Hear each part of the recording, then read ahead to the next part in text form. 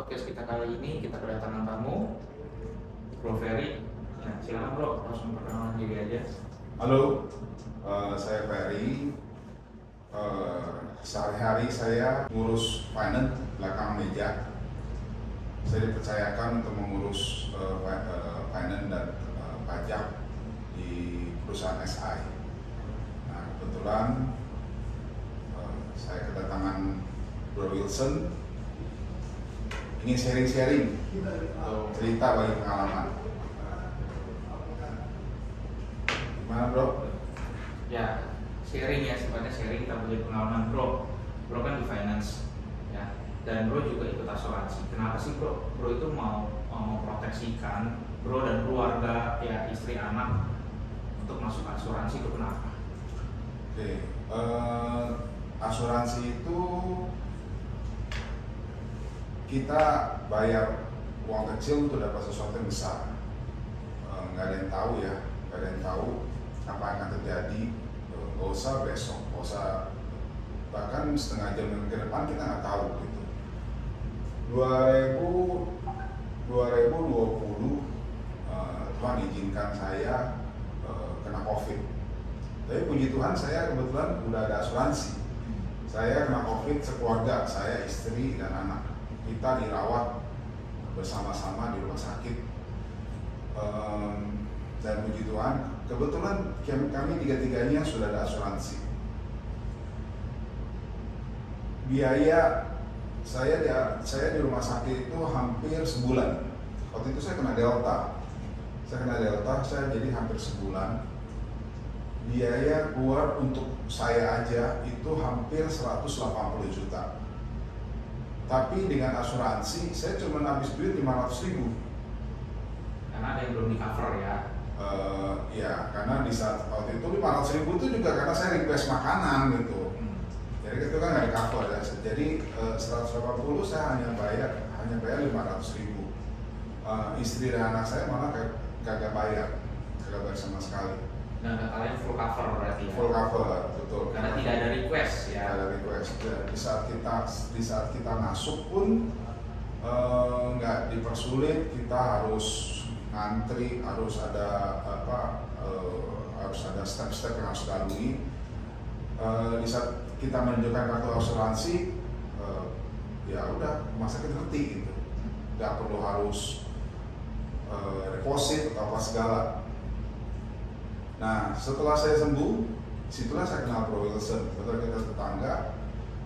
Di saat di rumah sakit, saya berpikir kalau waktu itu Tuhan panggil saya, ini anak istri saya bagaimana? Sedangkan UP saya hitung ya belum cukup besar. Jadi setelah saya sembuh, saya hubungi Bro Wilson, Bro, dengan saya aware gitu, karena kan saya panggil sebagai kontribusi pendapatan buat keluarga, ini nanti anak istri saya bagaimana? Bisa saya discuss. Bro Wilson memberikan arahan, coba dia mereview kembali polis saya. Setelah direview, dia menawarkan bagaimana kalau UP kita naikkan.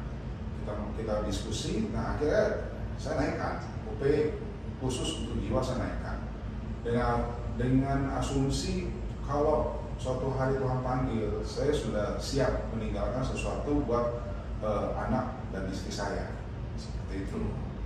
Jadi asuransi itu, kalau ada yang menganggap asuransi itu biaya, tanpa kita sadari pun setiap hari kita ada biaya-biaya yang tak terduga. Kenapa nggak biaya-biaya terduga ini kita alokasikan sesuatu yang sudah pasti? Karena sakit itu zaman sekarang ini kan nggak pakai nomor antrian. Sehat-sehat tiba-tiba sakit, ya kan? Kita nggak bisa bilang, oh saya fitness, saya apa segala, bebas di sakit, nggak bisa. Kalau boleh sebut nama, Deddy Corbuzier begitu sehat aja sakit, ya kan? Sakit dia. Nah, jadi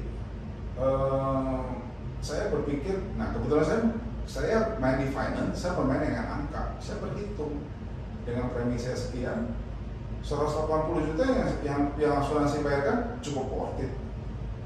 Premi saya kalau saya kasih daripada saya harus keluarin duit sendiri, ya kan? Jadi menurut saya cukup worth it. Cukup worth it ya. Cukup worth it.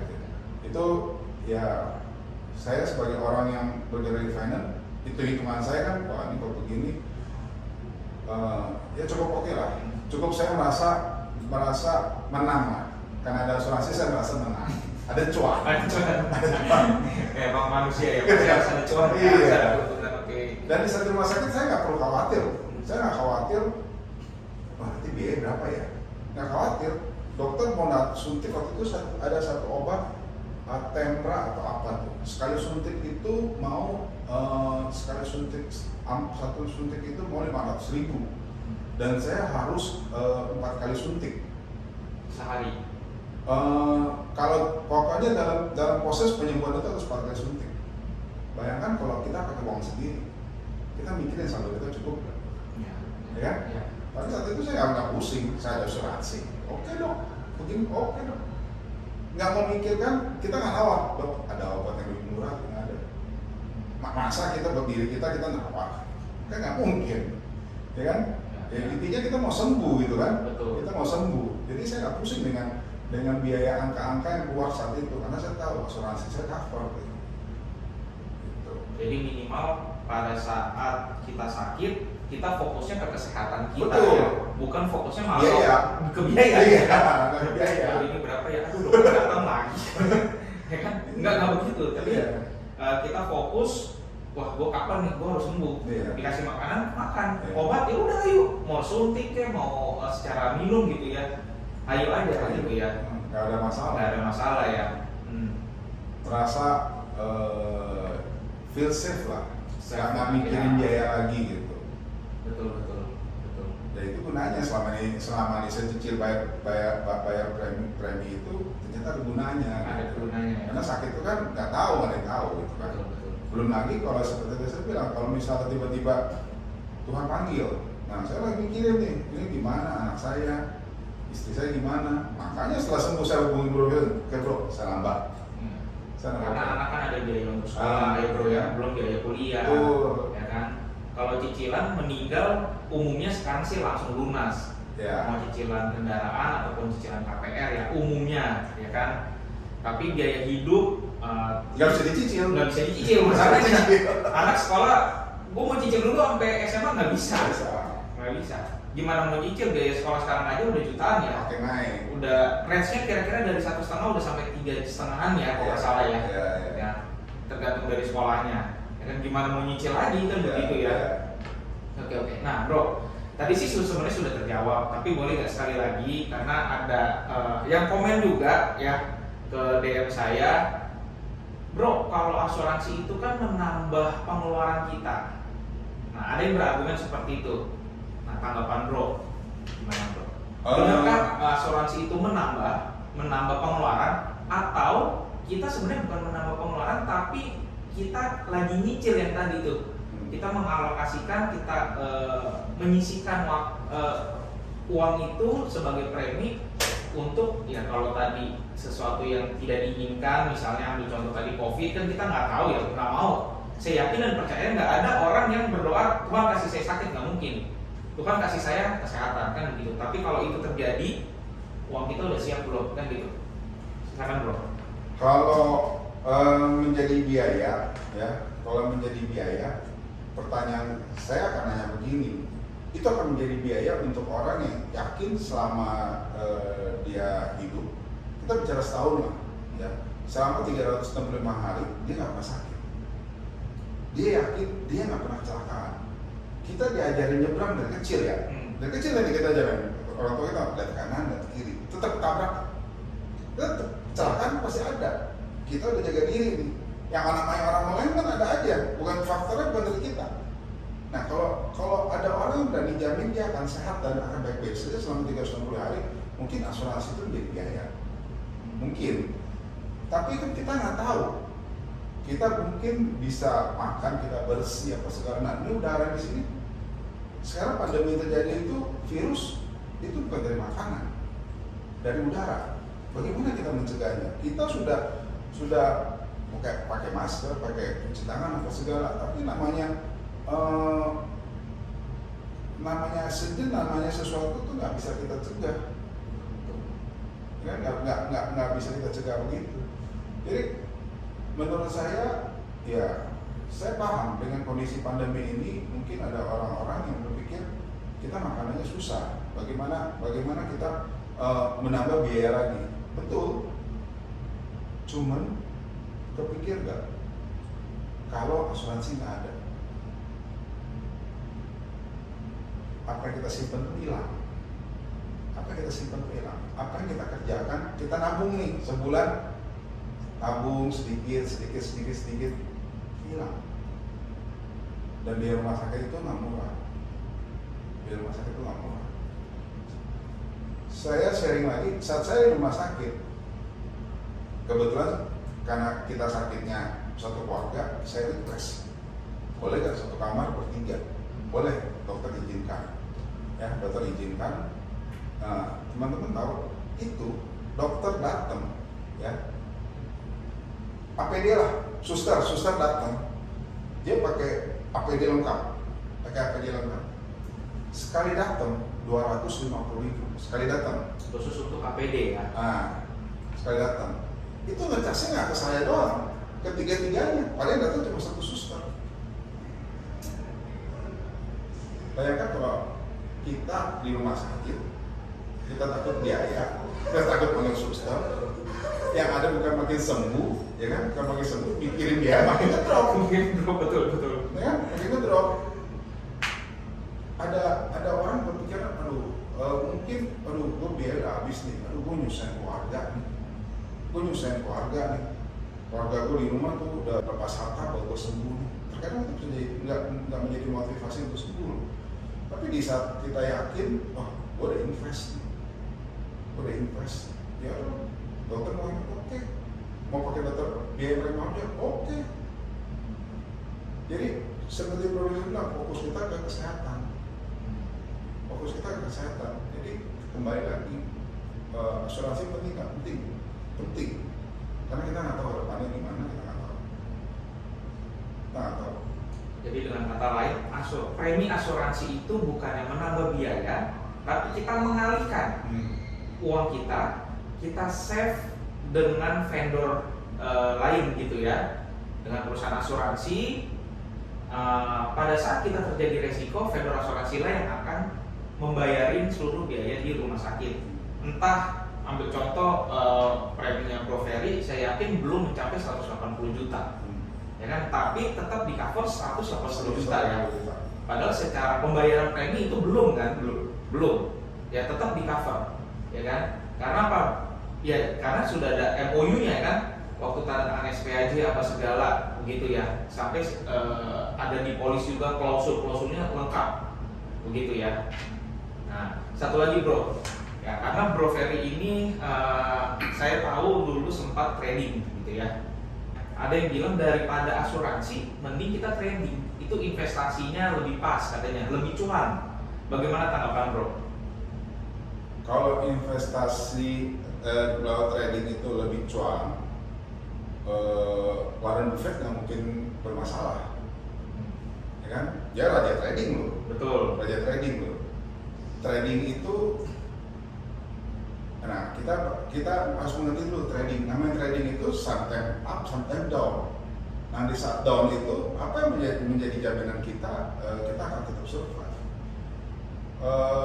Di saat pandemi memang banyak orang yang menginvest ininya ke trading. Apa? Mereka pengen cepet. Saya punya pengalaman, kebetulan saya juga pernah di trading ya. Itu yang paling cepat sekarang kripto, yang paling lagi ngetren kripto. Lagi tahun lalu ada satu mata uang, satu koin kripto, di saat waktu itu dia nilainya 1 juta satu koin. Dalam hitungan minggu itu di bawah 1 rupiah satu koin. Hitungan minggu. Nah, Anda bisa bayangkan kalau Anda bilang trading itu menguntungkan, betul bagi sebagian orang yang mengerti. Dan saya yakin, yang mengerti pun bisa kepleset. Nggak ada yang menjamin di saat dia menginvest duit 10 juta, dia akan dapat lebih, nggak usah banyak-banyak lah, let's say bisa 5% aja, nggak ada menjamin. Nggak ada, trader sekuritas manapun nggak ada berani menjamin. kalau asuransi, saya ada premis sekian, UP jelas, ya kan? Saya bayar segini, UP segini. Nah, apa yang saya dapat jelas. Bentar bro, diperjelas ya. UP itu artinya adalah pertanggungan dasar atau dengan kata lain orang di luar sana bilangnya asuransi jiwa. Ya kita perjelas dulu. Gitu. Nah, Oke. Itu saya ikut lagi tadi kan saya bilang saya upgrade polis ya. Ya, betul. Saya upgrade polis. Saya langsung minta UP 2M ya. Betul. Which is dalam sebulan itu saya cuma mensisihkan duit 2 juta. 2 juta kali setahun itu 240 juta. Betul? Jadi saya udah simpen dengan duit 2 juta sebulan, saya udah punya duit 2M. Pasti itu angka yang pasti. Nah, trading kan yang pasti kan nggak ada. Kalau trading pasti Warren Buffett nggak mungkin rontok. Karena trading prinsipnya sama seperti kita bisnis ya. Ya. Nggak ada pasti. Bisnis, ambil contoh misalnya buka kafe ya atau restoran itu rumah makan. Hari ini bisa rame, mungkin weekend rame gitu ya. Tapi weekdays-nya bagaimana?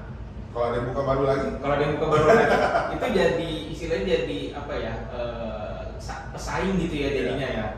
Nah, sedangkan kalau asuransi jiwa itu ambil contoh saat ini bayar premi, ambil contoh seperti Bro Ferry 2 juta. Amit-amit kita nggak tahu besok meninggal, meskipun kalau sebelum di tangan aja sih itu udah cair itu UP, ya kan? Nah, hitungan Bro Ferry tadi kalau 10 tahun aja Bro Ferry hanya menabung 240 juta ya.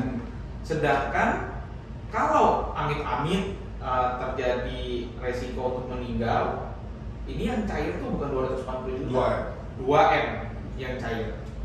Jadi sebenarnya cuan nggak sih? Nah, balik lagi, soalnya kan ada yang pertanyaan begitu, enggak lebih cuan trading, oke. Jadi sekarang cuan nggak kalau begini, kan gitu kan? Ada analogi ini lagi. Karena simpen duit di mana sih? Bank. Betul. Oke. Belum lama kan kita dengar bank itu likuidasi. Nah itu gimana? Ya kan? Pergerakan bank itu oke. Pergerakan bank oke. Kita merasa selama ini di bank ya kita tahu lah di bank itu kita simpan aman gitu, aman. Tapi pergerakannya kan kita hari ini nabung 2 juta, sebulan 24 juta. Saya yakin nggak mungkin lebih dari 10%. Betul. Ya kan? Deposito paling besar yang menurut saya 6%. Deposito ya, 6% saat ini, ya kan? Tapi saya dapatnya berapa kali lipat tuh? Dengan masuk asuransi. Iya. Ya? Betul. Ya istilahnya saya udah nabung sesuatu untuk dapat nilai yang besar. Ya. Secara finance, secara bisnis, saya merasa worth it. Worth it. Nah, Bro ini orang bisnis, bahkan bidangnya masuk ke finance dan perpajakan. Artinya ini kalau boleh dikatakan kalkulator berjalan nih. Sambil ngomong sambil udah gitu. Dapatnya segini, premi sekian, 10 tahun sekian. Oh ini memang kalkulator berjalan lah. Gitu ya. Oke Bro, ada sepatah dua kata yang mau disampaikan. Kebetulan bulan Desember ya, bulan Desember tuh hujan. Kalau kita ditawarkan payung di bulan 3, bulan 4 mungkin orang bertanya, lu salah tawarin barang. Bisa panas ya? Iya. Panas soalnya juga bisa pakai payung. Tapi umumnya orang cari payung itu kalau hujan. Bayangkan kalau bulan 12 ini pabrik payung tutup dan kita nggak punya payung.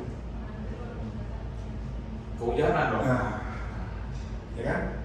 Jadi dan payung itu hanya berguna di saat kita kering.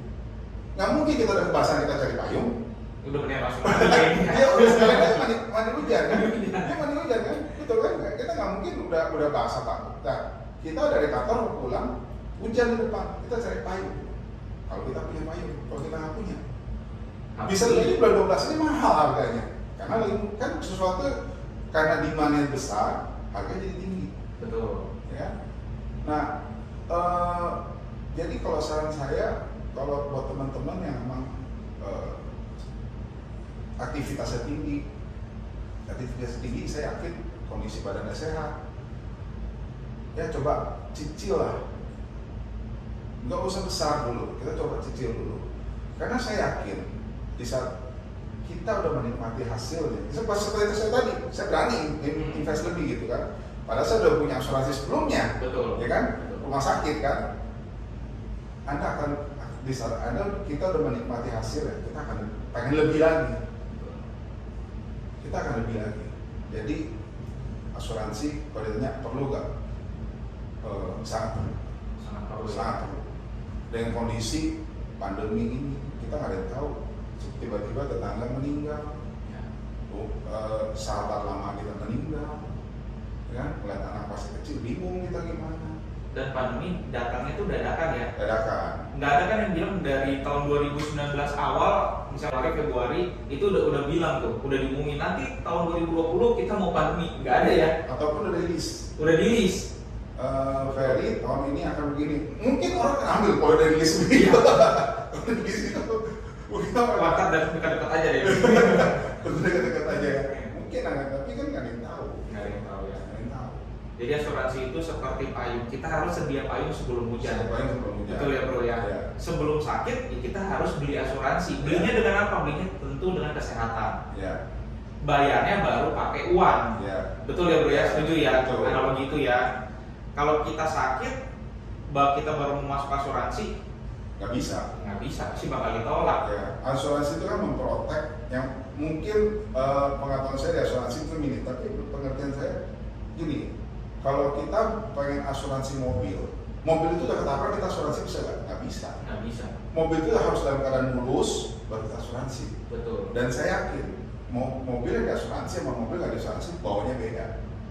Lebih pede yang diasuransiin. Iya. Kalau namanya ditabrak atau nggak usah pusing, bayar aja kelimannya. Tapi kalau nggak ini, waduh mobil gue baru nih. Ke goslet motor aja segaris aja lumayan nih. Ngecat mobil gimana? Tapi kalau kita nggak apa-apa ditabrak nggak apa-apa. Karena kita ada asuransi. Nah, apalagi asuransi kesehatan dan jiwa. Kalau kita udah sakit, saya yakin kalau nggak salah ada namanya substan. Nah itu kan substan itu kita udah nggak protek penyakit itu. Iya, betul. Jadi kalau sudah sakit, kita tulis ya di SPAD, kita cerita sakitnya kita. Nah, otomatis dari tim dokter asuransi tersebut akan ngecek nih, mau nggak mau calon nasabah akan medical check up, begitu ya. Nah, dari hasil medical check up bisa substan, bisa langsung ditolak dengan persyaratan, ya. Kalau ditolak udah diterima dengan persyaratan tadi substan, terus ditolak, ya ataupun diterima, itu karena masih masuk masa toleransi, gitu loh. Nah itu. Mungkin penutup yang saya pengen gini, mungkin selama ini orang tidak mengerti asuransi karena di saat kita pasti ditawarkan dari temen ya, dari teman-teman dalam kita kenal. Penjelasan dari orang yang menjelaskan itu kurang jelas gitu. Jadi yang dibayarkan oleh mereka itu adalah biaya. Ini orang datang melalui biaya. Tapi yang boleh saya share di sini, di saat saya sembuh dari COVID, saya ketemu dengan profesor tidak nawarin saya apa-apa. Dia menceritakan dan cerita yang saya tangkap saya mendapat poin penting. Dan dia nggak nawarin apa-apa loh. Profesor nggak nawarin apa-apa sampai saya menimbulkan sebuah needs, wah saya harus tambah. Jadi menurut saya asuransi penting, tapi lebih penting lagi Anda mencari agent yang bisa menjelaskan dengan benar. Itu penting juga. Karena kalau kita ketemu dengan orang yang menjelaskannya hanya bro lama nggak ketemu ya mau asuransi nggak, saya pasti nggak mau. Jadi kalau kita menjelaskan sesuatu yang berguna, sesuatu yang mungkin ada efek jangka panjangnya bagus, semua orang pasti mau. Semua orang pasti mau. Dan carilah agent yang pasti full time dan full hard. Ya. Kalau agent masih mengerjakan pekerjaan yang lain lagi, ya otomatis pada saat nasabah ambil contoh misalnya di rumah sakit, ya bagaimana ngurusin? Iya. Kan begitu. lagi nasabah masuk rumah sakit dia lagi meeting. Nah, lo Lagi ngambilin dosen kan bisa. nggak bisa. Bisa. Gimana mau sharing yang ada? Udahlah buka premi aja. Karena belum full time, Ya. gitu kan? Apalagi belum full hard, ya kan? Dan saya yakin di semua bidang pekerjaan kita harus full hard, betul ya bro ya? Seperti bro ini juga kan pasti full hard kan dengan pekerjaannya. Kalau enggak bisa istilahnya orang bilang tuh stres di pekerjaan, betul gak sih? Betul. Karena hatinya belum full hard, Nah. ya kan? Atau belum passion, orang suka bilang passion gitu. Betul ya bro ya? Betul. Oke bro, thank you Thank you. untuk sharingnya hari ini. Thank you. Ya, Sukses. Sukses. Sama-sama bro di Infinite ya. Thank you untuk semua.